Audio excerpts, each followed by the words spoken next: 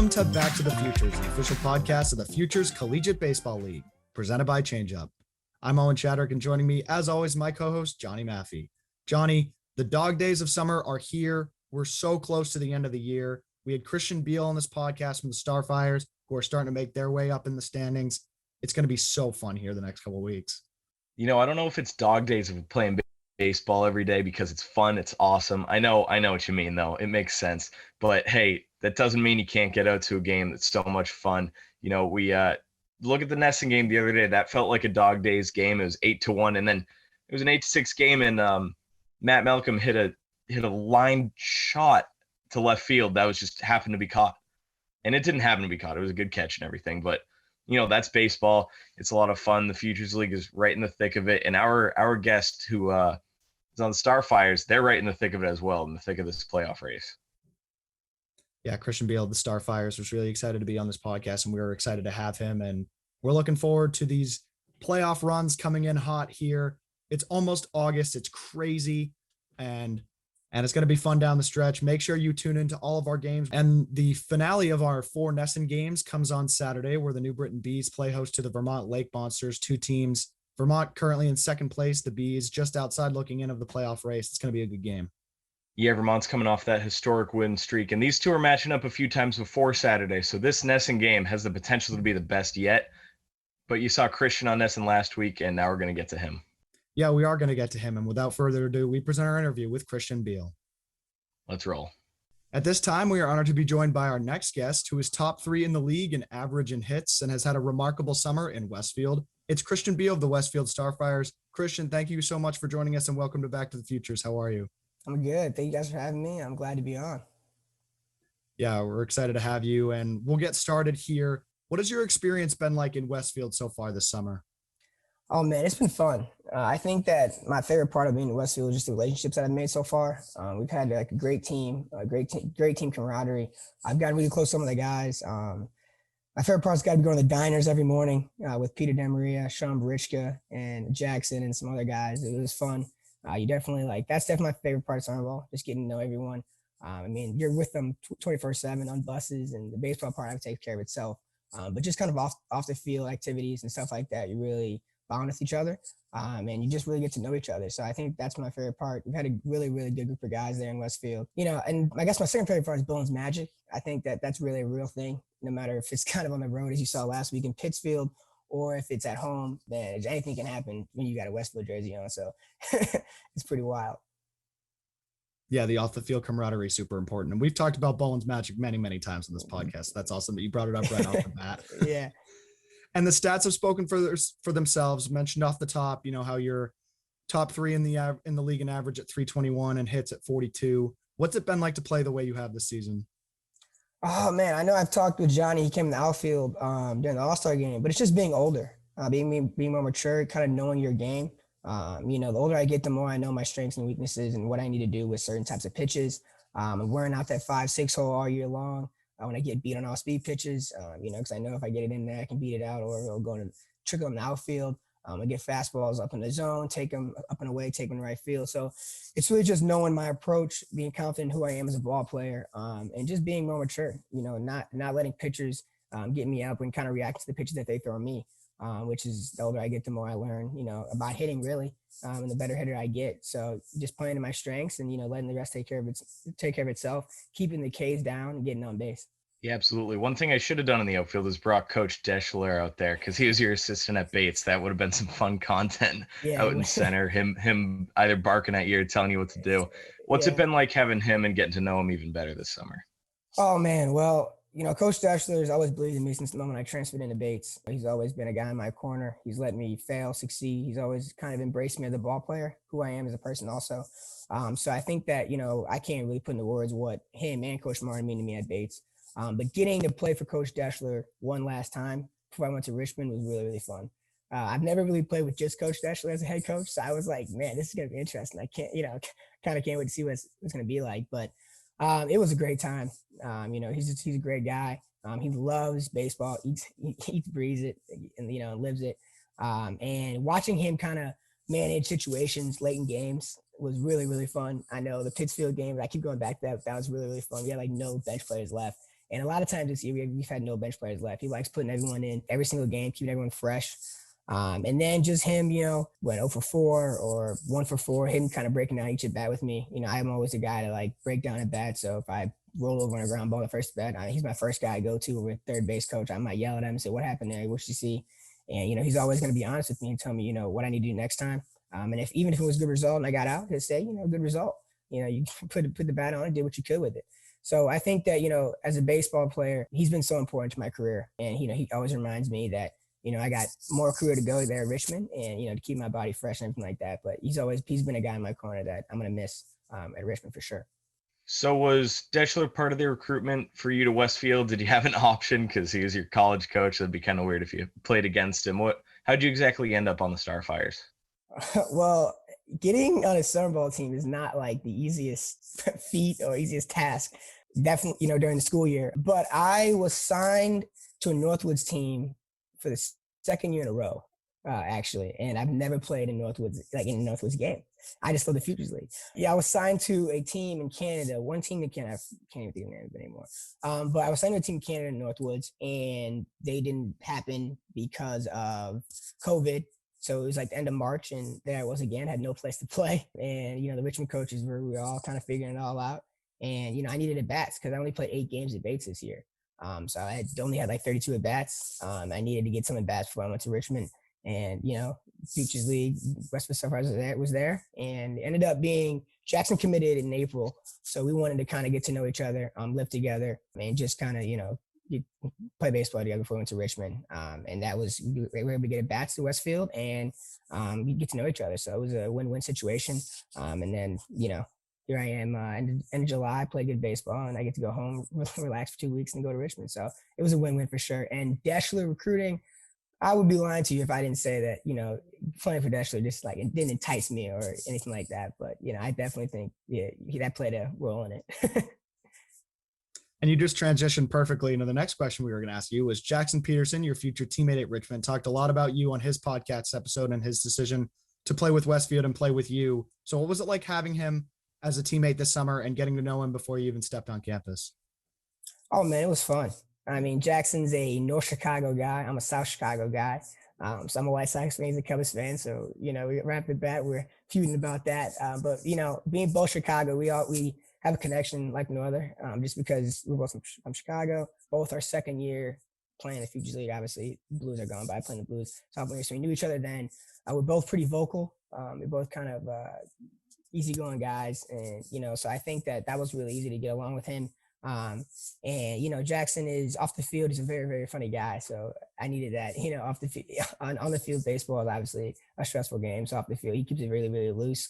And, living with him was fun, man.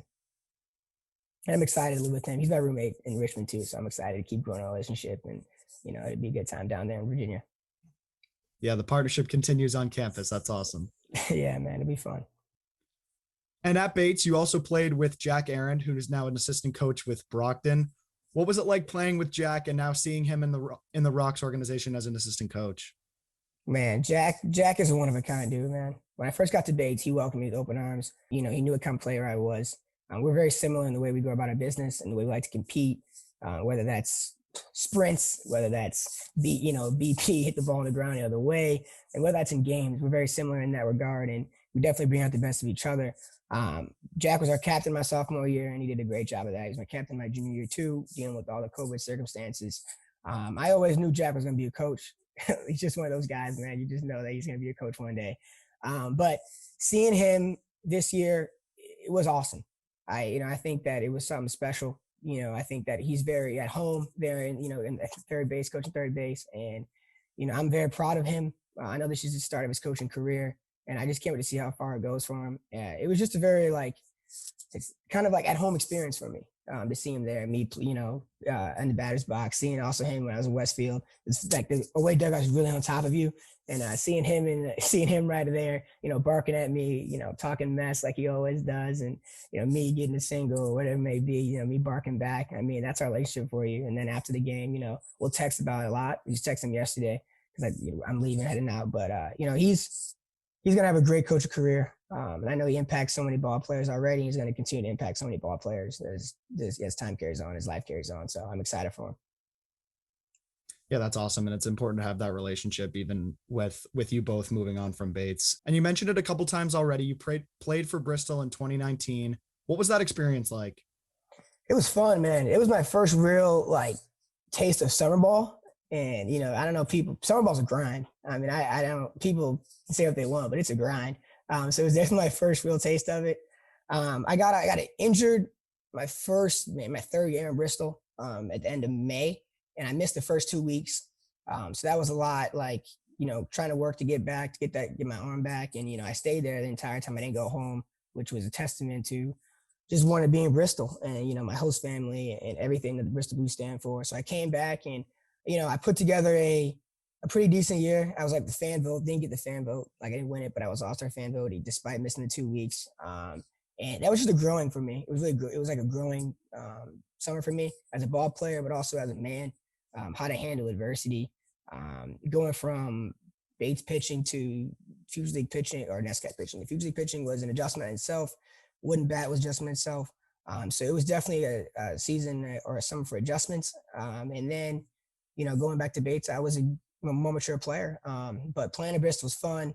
We definitely had a very, very good team then with Austin White, Brandon Miller, Kyle Maves. We had a great Will Nowak. We had a great team and we made it to the championship. And I'm still very, very mad that we didn't win that year. We lost to Worcester. And that was pretty heartbreaking. I'm not gonna lie to you. We really wanted to win that one. So that was still hard, touches my heart a little bit, but it is what it is.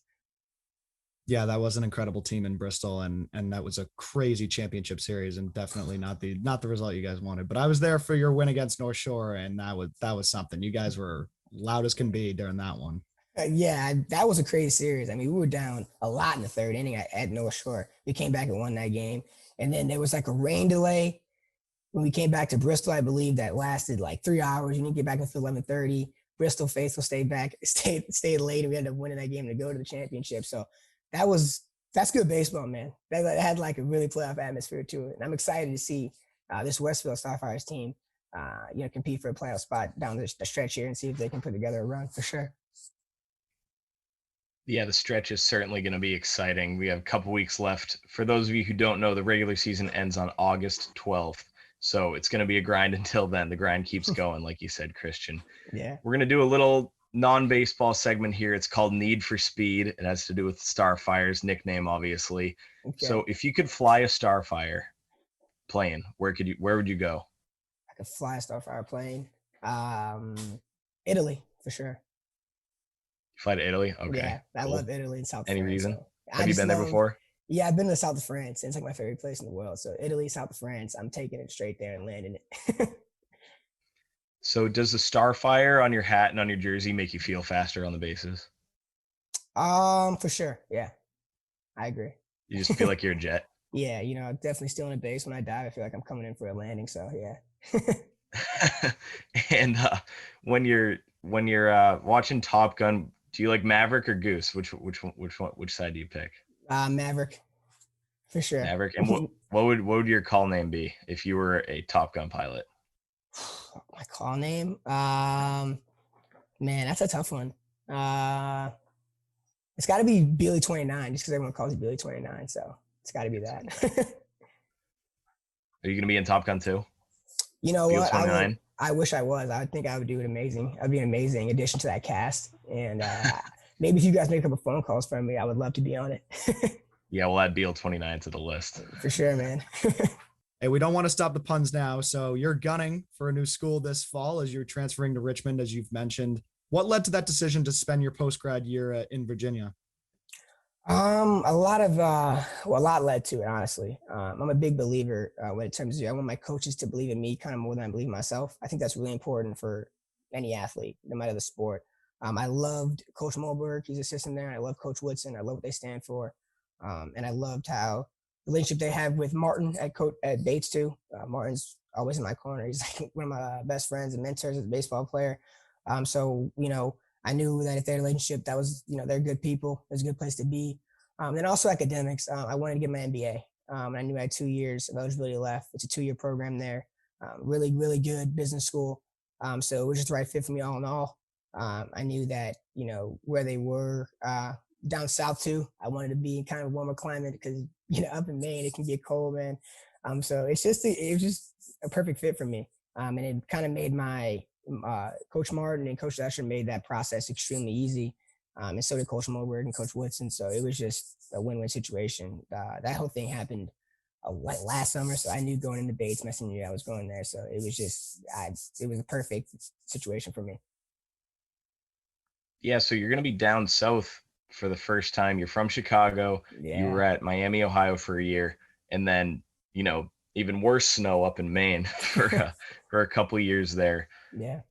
Are you excited for the winter? Are you excited for obviously going down there in general, but what are some of the differences you're looking forward to? Man, I mean, I'm looking forward for everything, honestly. I'm looking forward for a turf field. Finally, I'm a baby, we didn't have a turf field, so I'm looking forward for a turf field because those ground balls, can squeak through pretty easily. I'm looking for the high weather, like I said. I'm looking for, to compete at the highest level also.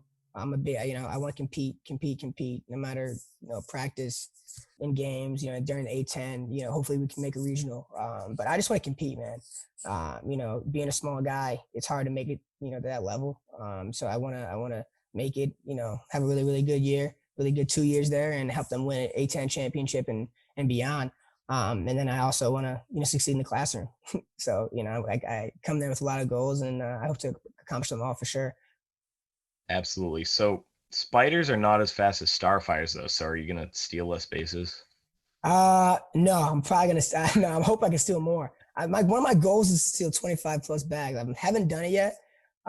So I hope I can get it next year. So we'll see what happens. But that's one of my goals. So a spider better not be slower than a starfire because if it is, we're in some trouble.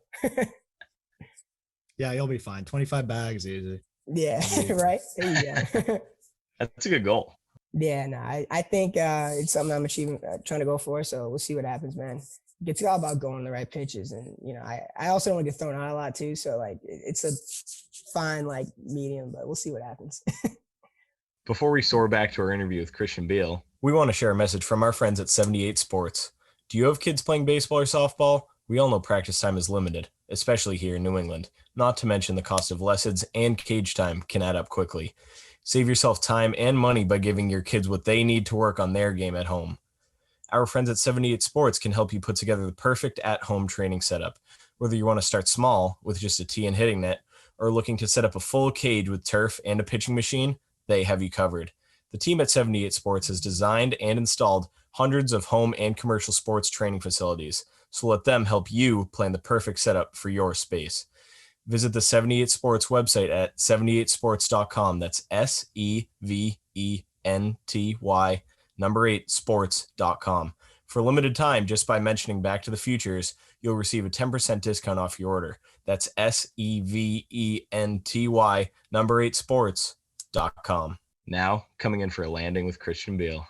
So back to Bates for a minute. You were obviously a team captain. You mentioned that earlier, and we'll get to the stats and accolades in a minute, but you certainly left your mark in Lewiston, Maine. What were your biggest takeaways from playing at Bates, and what was it like playing there for the 3 seasons that you did? Wow. I can't even really put into words what Bates has meant to me. I've tried so many times because I didn't know at the time what my baseball career is even going to be like. I really, I have no idea. I just knew I wanted to work hard, and wherever it took me. And here we are 3 years later going to Richmond. But everyone welcomed me at Bates with open arms, and they believed in me since the moment I stepped foot on campus. And they accepted the person I was, the player I was, and they let me be me. And that's really big for a baseball player. Because it allows you to just fail, succeed, wherever you may be. They're always going to be there for you, and be there for you. But I think that most importantly, we had just a great group of guys, led by Jack Aaron, Alex Simon, my sophomore year. And then Jack was just like a big brother to me throughout my time there. And then he made my transition to captain my senior year really, really easy. Bates is up there in Maine. Obviously, we have a tough winter, but we have a tremendous hitting facility there. And it allowed me to go in. You can go there all hours of the night as a baseball player. And I really took advantage of that. My time at Bates, I would go in there 11 o'clock at night, before practice, whatever it may be.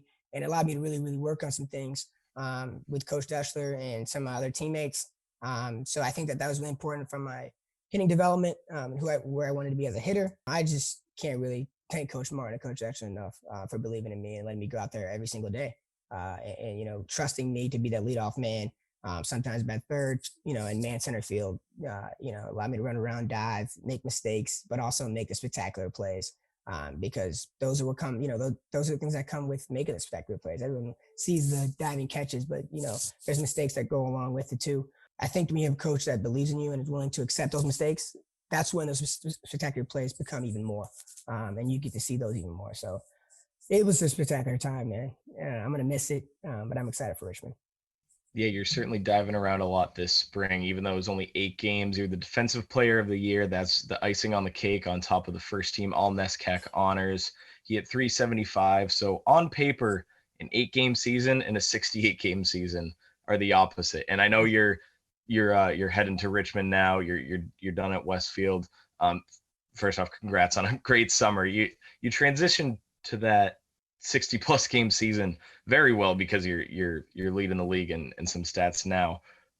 What was it like to have a good spring, and then how different was it transitioning into an everyday schedule in the summer? Not different, man. I mean, when you love the game, you just love playing. I mean, I hate sitting. So, and Deshler knows that, I hate going to the ballpark and not playing. So it's really hard for me to do that. So I go to the ballpark every day, wanting to play every day and contribute to a team win. But I think it's consistency, man. I think that, it was really hard to get in the groove, with the 8-game season because we had a COVID shutdown in the middle of the season. And then really play in the weekends. So it's really hard to get in the groove and be consistent. So I was really looking forward to this, the future schedule of playing Tuesday through Sunday, because you can get it kind of in a consistent groove, no matter, even though it's a lot of games, you can get kind of in a groove and, really be consistent in your approach and in, you as a player. But I think that I forgot how long you can have a great Tuesday, Wednesday, right? Like 2 or 4, and then you still got like 4 games left on the week, to continue to manifest that, continue to build off of the first 2 games you had. And I forgot about that. Bates this year was like, all right, you got 4 games, you do good in those, and then it's like a break. And this summer, you had to keep on building off of and keep on growing and keep on, adjusting the pitchers and, keep on mentally being locked in every single day. So I think that was, that just comes with maturity too. I think that where I am, 22 years old, I think that helps me, handle those, handle the long schedule and really transition from the 8-game to the 61. It was fun. It's baseball, man. Yeah. Obviously, it's playing is playing, and yeah, playing every day is the best part. The 8-game schedule, it's like when you're only playing weekends. Was it harder mentally or physically, or seeing pitches? You obviously didn't get as many, live at bats. But is that harder mentally or physically, do you think, this spring? Definitely mentally. I think that mentally it's tougher. Baseball is such a mental game, man. I mean, if you're checked out mentally, then, you're checked. It's hard to succeed in the game. It's, you gotta have a lot of confidence day in and day out. But I think that also from a leadership role, it was a grind to get everyone ready to go because with the 8-game season, I mean, you're a leader. You want the team to be ready to go. And it was just tough to get everyone ready to go when you knew, like, you didn't even know if you were going to be playing on Saturday. Like, realistically, you just didn't know. So, I definitely try to make sure my team is ready to go. And I think that also kind of helped me mentally too, because I was so invested in trying to get my team ready to go. I was invested in the game too, because, I just check kind of like makes you be more focused, because I was leader, I was leader this year. But I think that that's one of the things I remember a lot about this year was just being a leader and trying to get the young guys, invested in it, because those guys missed high school and then they have an 8-game season. They haven't played in 2 years. So I just wanted to keep reminding that this isn't normal times. Like, this isn't what you expect from Bates College. This isn't like, we're just trying to roll with the punches that we have and go out and play good baseball. So I think that was really, like, from a mental standpoint, that was definitely tough to get them ready to go and, try to keep reminding them that this was not, like a real season, like wasn't like a real season, but, you guys continue to still take this take this college experience as something and continue to grow off of that. Physically, I was fresh every day. I was fresh every game, man. You know what I'm saying? I was fresh, ready to go. It's been a long time. Last summer, I only played I was blessed to play in Newport League, but it was like, it started in, I think, July 10th and went to August 15th. So again, like abbreviated schedule. So I didn't play again until March. My body was pretty fresh. My legs are fresh, ready to go. Yeah, that's great to stay fresh. And, those comments are spoken like a true leader, trying to motivate the guys in the locker room to, stay in it, even with the abbreviated schedule. So that's good leadership right there. Thank you. I appreciate it. I learned from Jack Aaron. So that's a good teacher right there. And before you ended up at Bates, you were at the University of Miami, Ohio for a brief period. What was your experience like there? Man, I'd be lying to you if I said anything other than it was a growing experience for me as a man. As a high school kid, I had a great high school career, but I was little, man. When I walked in the campus my freshman year, I probably was like 150 pounds soaking wet. I had no idea what college baseball was going to be like. I had a preferred walk-on spot there. Things didn't work out, man. And, I could have, walked away from baseball and, focused on academics, but, I knew I had more left to give. And I would be selling myself short. I had a mom and a grandpa in my corner who always believed in me, and they put a lot in this game growing up. And I knew I had to be them disservice if I didn't keep on trying. I hit the portal in November of my freshman year, and a couple schools reached out. Cornell and Bates did, and those were like my last two. And man, John Martin at Bates, he was my guy. I played with him in the summer before I went to Miami, Ohio, and he told me things working in Miami, Ohio. Give him a call, and I loved playing with him overseas. And I knew that, like I said, he believed in me when I believed in myself. I keep going back to that because that's so important for kids out there who are looking to play college baseball, any college sport. And Martin did that, and I don't think I would be where I am now. And had so much fun playing the game I love if it wasn't for Coach Martin and Bates. So that was my time in Miami, Ohio, and it led to a blessing in Bates, and I can't thank it enough. And then on to Richmond and Futures League and beyond. So it's been fun. Absolutely. And we talked so much about this season, but one more thing about Miami, if you don't mind. So, we ask everyone about how they get recruited from high school, and a kid from Chicago ends up in Ohio. How did that work out? What year was it? Give us a little deep dive not deep dive, but a little behind the scenes into Christian Beal's recruitment process. Yeah, it's funny. A lot of people want to know about that. It's always a topic of conversation. My recruiting process in high school was tough, to be honest with you. Being a little dude, I always put up good numbers in terms of in games, but I never was, I didn't throw the hardest. I wasn't always the fastest. I didn't have the most power. So it was always showcases were tough. I'm not going to lie to you, but I knew once I was in game, I could compete with anyone. So I always believed in that. And I went to a lot of showcases. I went to a lot of summer camps in terms of around the country. I went to Vanderbilt. I went to all the Ivies. I always wanted to go Ivy League. I knew that I had good enough grades too, and I always wanted to go there. I talked to a lot of Ivy League schools. Certain things didn't work out in terms of like the right fit, who they wanted, things didn't work out in terms of, that process there. I had some other preferred walk-on spots at some other schools around the Midwest, and I was talking to a lot of schools. I was talking to Illinois and some other, schools just prefer walk-on spots. And I fell in love with Miami Ohio's business school. I felt like that was a place I could play and succeed at. It was mid-major, and I felt like, I could play infield and outfield there and grow. And it was a good academic. Got an honors program, which again was important because I told you I really want to go to the best academic school. I looked at some D3s, WashU, and some other schools like that, but I felt like Miami Ohio was a better fit for me. I always bet on myself. I always lived my life betting on myself, and I thought that I went there to prove myself and contribute and that stuff. And I failed, in the fall of my freshman year there. And it's all about how you get back up. I got back up, went to Bates. So a lot of schools were in that mix though in high school. Too many. It was 5 years ago, but a lot of schools were in the mix during that, and it was a long process. My mom's not here; she just walked out, but she would tell you it was.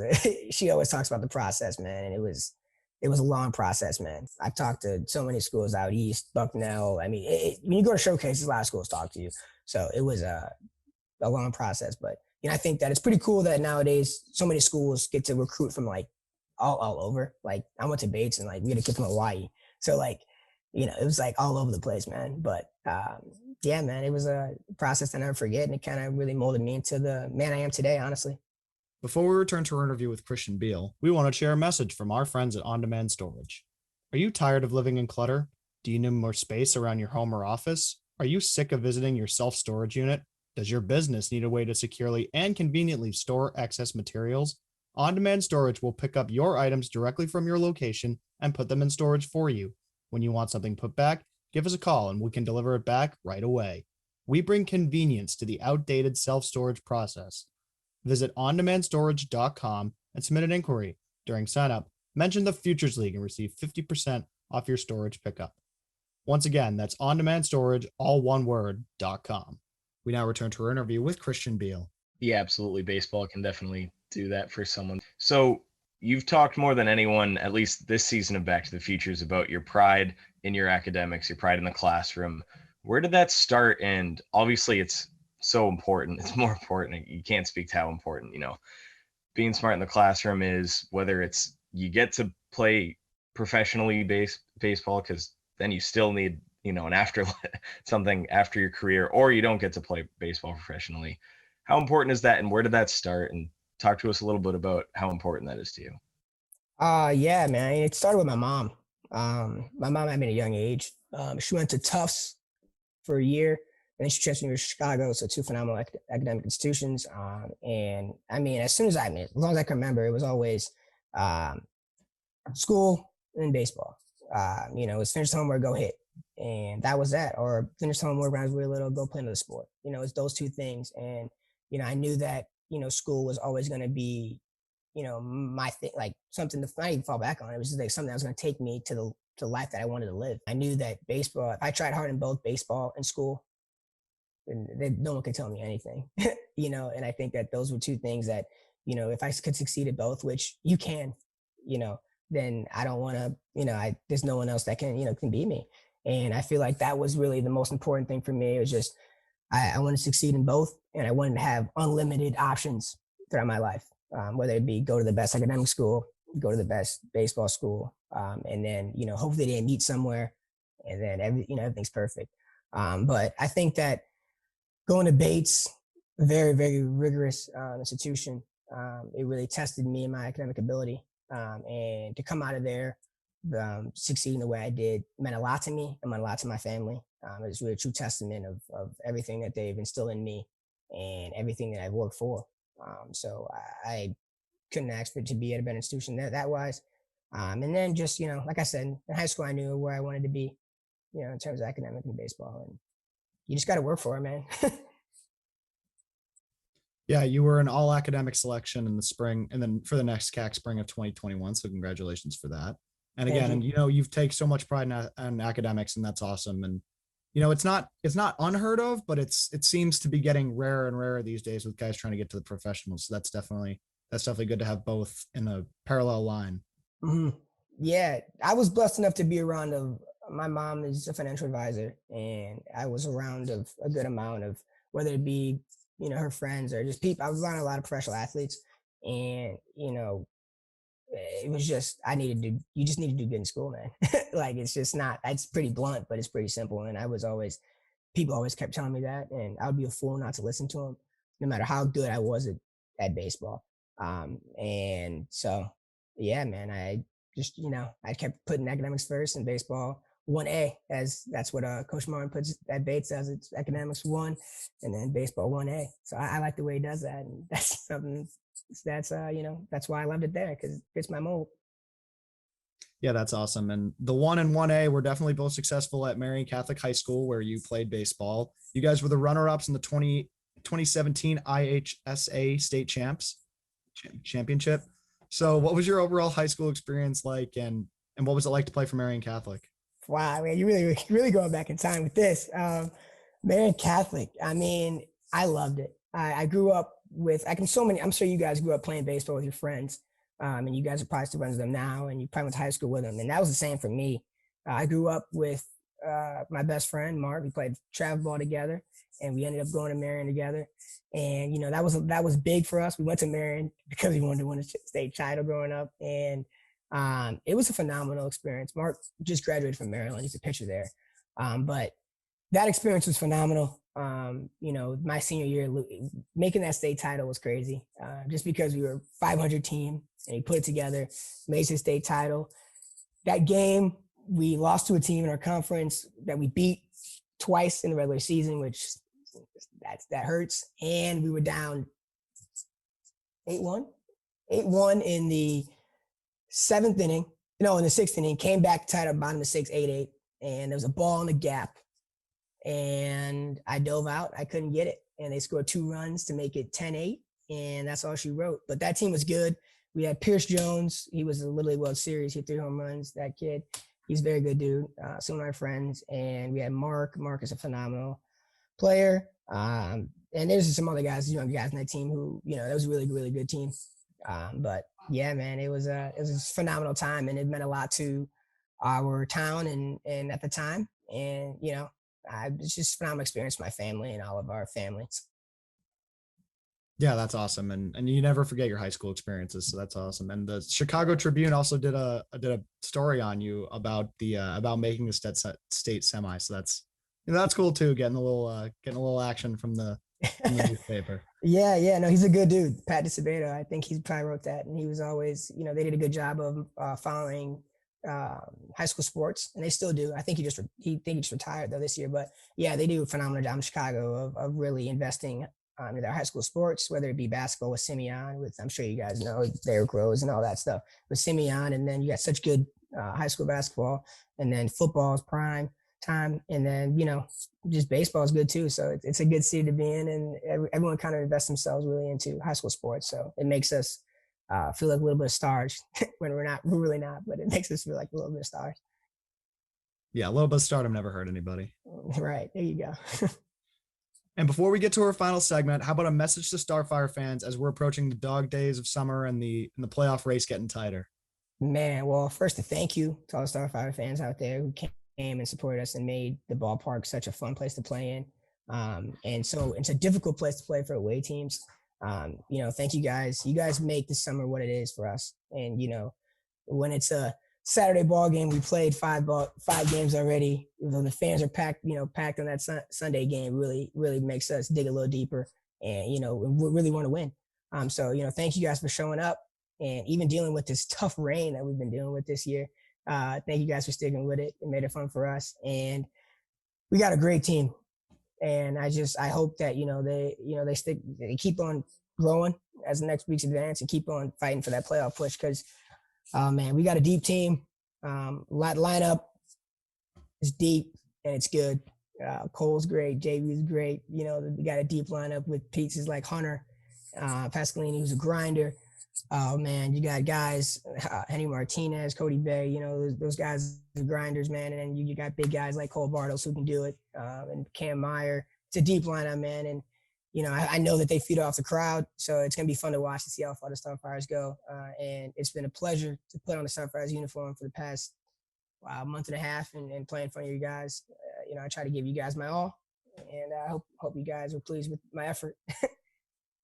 Yeah, they certainly should be. And we now move on to our final segment. It's called Quick Hits. It's presented by Zephyr, the official on-field hat of the Futures League. Zephyr, high quality and innovative design since 1993. So, Christian, we have a couple more questions for audience to get to know you better. Is that cool? Yeah, for sure.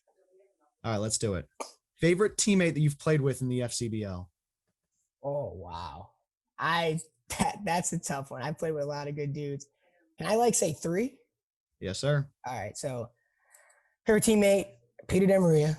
No, that's that guy. Austin White, and man, this is gonna be a tough one. But I'm gonna go with Sean Barichka this year too. I love Sean and Dougie De La Cruz. Dougie, I love you. With Sean, yeah. All of them, man. Yeah, it's a tough question right off the bat, but you handled it like a champ. So. It is. And then how about favorite ballpark you've played in and one that you've attended as a fan? Wow, favorite one I've attended as a fan. I'll go first. So I got to go Guaranteed Rate Field where the White Sox play because I grew up going there. I love it. It's a new one. I think that MLB's got some ballparks are new, some got the old field. Old field, I got to go with Fenway. I love Fenway. When I came to New England, how would you not love Fenway? So I love Fenway. So Guaranteed Rate in Fenway.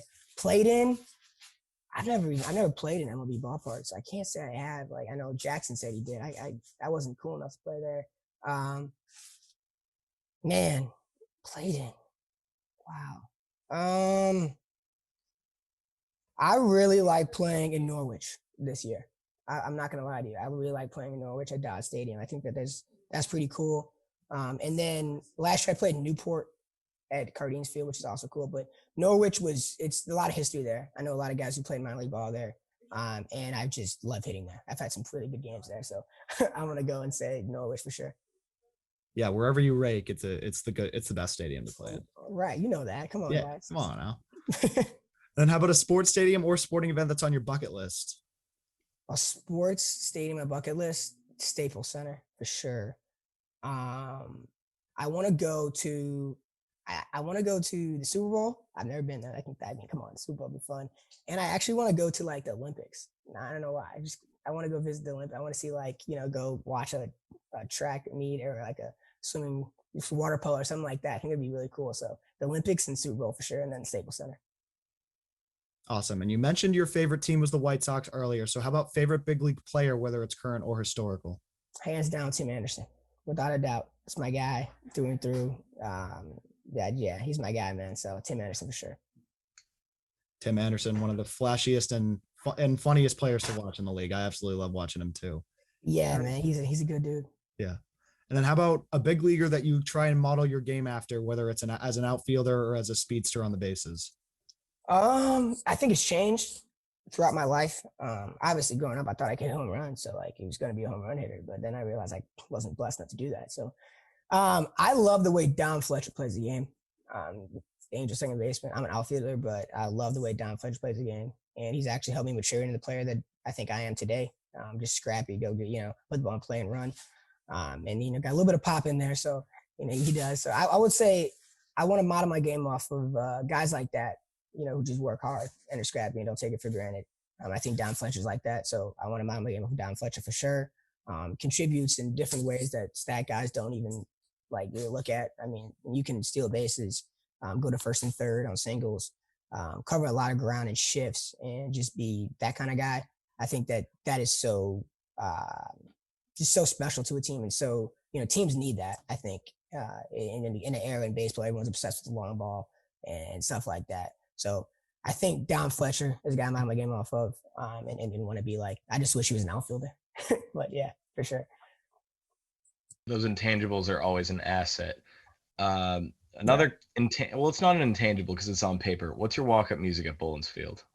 Wow, that's a very personal question because you guys really did your homework, because that's a question that goes along with Coach Deshler, because he is a big karaoke guy. If you ever get time with him, talk to him, put this in the Futures League. Coach Deshler is a phenomenal karaoke singer, and his go-to is Miami. So I decided that I was going to have Miami as my walk-up song this year because I wanted him to really get into it.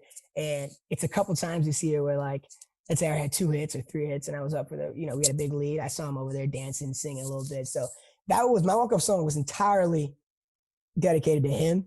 And so many umpires like, "You from Miami?" And I'm like, "No, dude, I'm from Chicago. All right, songs for him. All right, just understand that." So it was Miami by Will Smith, strictly because of Coach Deshler and his karaoke skills. So we gotta, I guess we'll make note of that. We gotta have him on, and maybe he'll do a little number for us. Dude, he'll laugh for days, man. He would be so embarrassed, he wouldn't even know what to do. I feel like he wouldn't talk, but you should definitely. He's a character and he loves karaoke, so. Absolutely. Are you superstitious? So yesterday in the game, Nesson game, actually, we were 8-1, right? You guys are there, right? 8-1. And again, we had the verge of mercy. I was like, all right, let's get 3 runs and let's mercy them on Nesson. I thought that'd be pretty cool. The day before that, we were in New Britain and it was 12-2 or 11-1, whatever it may be. And I'm like, all right, let's mercy him. Went out and the guy hits a 3-run homer. And I'm like, dude, what the heck? And then the same thing happened on Saturday. And I literally said, I'm not superstitious, so I'm going to say it again. Let's mercy them in the dugout. And then some dude hits a home run. And I'm like, dude, what is going on? So forget it. I am superstitious now. I'm not, because I don't really pay attention to stuff like that, but I couldn't believe that happened. So I got to say I a little am now. So you got to put those home runs on your ERA. Dude, I literally told Roland I'm sorry. I told him I was sorry.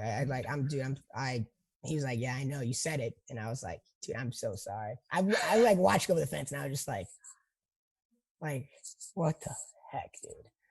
Like, it's just like, why does that have to happen? I'm just like, why does it have to happen like that? But yeah, man, I am definitely superstitious now coming after that. And I guess if I get out, like, if I'm 0 for 6 with batting gloves, I won't wear those same batting gloves anymore. Like, that's just bad juju. Like, I'm not going to do that. So yeah, I guess I am. All right. Well, welcome to the superstition community. Moving on a little bit. When you're at the game as a fan, whether it's watching a White Sox game or over here at Fenway or something, what's your ballpark food, your go-to? Dippin' Dots. I mean, I know it's not food, but dude, I love Dippin' Dots, man. Like, who does not love rainbow Dippin' Dots? So Dippin' Dots and nachos. But yeah, I mean, that's my fat boy coming out at me. But yeah, definitely Dippin' Dots. Yeah, it's definitely a good combo. Are you a bubblegum guy or sunflower seeds guy? Sunflower seeds, for sure. During the game or just hanging out? I don't eat anything during the game. Like, I can't like do anything during the game when I'm playing. But if I have an off day, like I told you, I get bored. So like I gotta have sunflower seeds in. I gotta like do something because I can't. I gotta do something when I'm resting. But definitely like not in the game. Yeah, it makes sense. And last question of our quick hits segment presented by Zephyr. What's your all-time favorite baseball memory? My all-time favorite baseball memory. I've been a part of a lot of great memories. I have two. My first one was I hit my first ever home run in Cooperstown, All-Star Village, and that was pretty cool. My grandpa went to like go like get the ball like in the mud. It was like in the mud and like it was over the green monster thing. So I got a t-shirt. It was really cool. And then I found out this year that my grandpa actually didn't find that ball. He found like another ball next to it and he said it was that ball, which is like, dang, dude, like, okay, cool. But that was pretty cool memory. And then that state run you were talking about, that entire run was phenomenal. I ended up, I think in the semifinal game, I hit a double off the wall that like we tied up 2-2 in the seventh, hit double off the wall, still third, the guy threw it away. I scored a winning run. That was a phenomenal for like, there's no words to describe that other than it was awesome. So those two memories for sure. Yeah, it's the ones that creep near the championship that start to become the best memories for everybody. So that makes a lot of sense. No, for sure. Well, Christian, thank you so much for joining us today. This has been a lot of fun. Best of luck with everything, and we can't wait to see you and follow you at Richmond here during the fall and the spring. Thank you, guys. I appreciate it. Thank you for having me on, and thank you for you two for what you do for the Futures League. You guys make it fun for us players, so thank you. Hey, of course, you guys make it fun for us. Thanks, Christian. Appreciate it. Yeah, we appreciate the kind words. And this has been episode 23 of season 3 of Back to the Futures, the official podcast of the Futures Collegiate Baseball League. We have new episodes coming out every Monday and Thursday. Be sure to subscribe to our podcast. We're on Apple Podcasts, Spotify, SoundCloud, and YouTube. Thanks for tuning in. We'll see everyone soon.